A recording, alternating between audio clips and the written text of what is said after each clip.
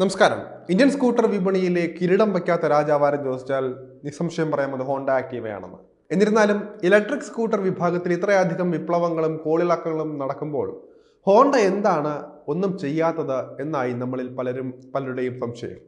എന്തായാലും ഒരുപാട് ചോദ്യങ്ങൾക്കും ഒരുപാട് സംശയങ്ങൾക്കും മറുപടിയുമായി ഹോണ്ട ഇതാ എത്തിയിരിക്കുകയാണ്.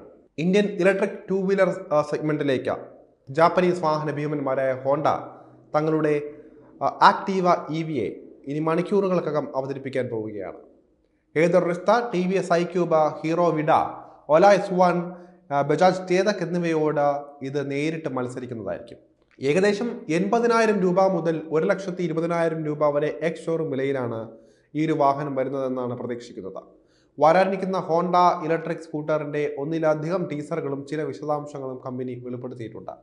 അവയിൽ പ്രധാനമായി വരുന്ന ഹൈലൈറ്റുകൾ എന്തൊക്കെയാണെന്ന് നോക്കാം. ആദ്യം തന്നെ ബാറ്ററിയെ കുറിച്ച് പറയേണ്ടിയിരിക്കുന്നു. ബാറ്ററി പാക്കിന്റെ കൃത്യമായ സവിശേഷതകളും റൈഡിംഗ് റേഞ്ചിനെ സംബന്ധിച്ച വിശദാംശങ്ങളും അവസാന ഘട്ടം വരെ ജാപ്പനീസ് നിർമ്മാതാക്കൾ വെളിപ്പെടുത്തിയിട്ടില്ല, ഒരു സസ്പെൻസ് ആയിട്ട് വെച്ചിരിക്കുകയാണ്. എന്നിരുന്നാലും ഒരു സ്വാപ്പ് സ്റ്റേഷനിൽ ബാറ്ററി ചാർജ് ചെയ്യാനും മാറ്റിയെടുക്കാനുമുള്ള ഓപ്ഷനോട് കൂടി നീക്കം ചെയ്യാവുന്ന സ്വാപ്പബിൾ ബാറ്ററി സജ്ജീകരണം ഈ ഇലക്ട്രിക് സ്കൂട്ടറിൽ ഉണ്ടാകുമെന്നാണ് നിർമ്മാതാക്കൾ സ്ഥിരീകരിച്ചിരിക്കുന്നത്.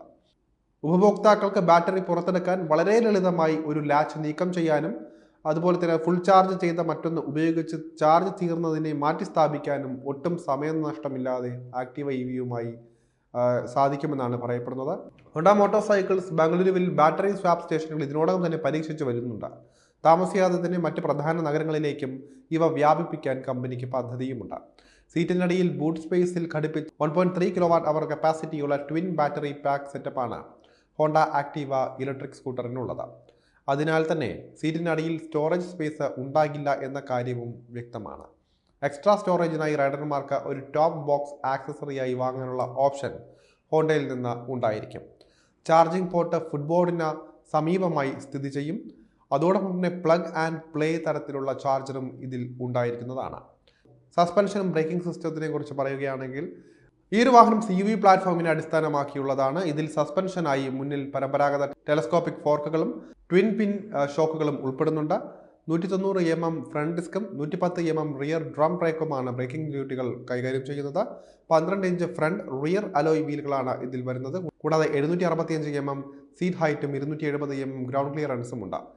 ഇതിൻ്റെ ഫീച്ചറുകൾ നോക്കുകയാണെങ്കിൽ 5 ഇഞ്ച് കളർ LCD സ്ക്രീനുകളാകും വരുന്നത്.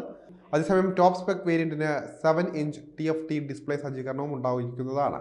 സ്റ്റാൻഡേർഡ്, സ്പോർട്ട് എന്നിങ്ങനെ 2 റൈഡിംഗ് മോഡുകളും ഇതിലുണ്ടാകും. സ്റ്റാൻഡേർഡ് മോഡൽ സിംഗിൾ ചാർജിൽ ഏകദേശം 104 കിലോമീറ്റർ റൈഡിംഗ് റേഞ്ചാണ് നിർമ്മാതാക്കൾ അവകാശപ്പെടുന്നത്.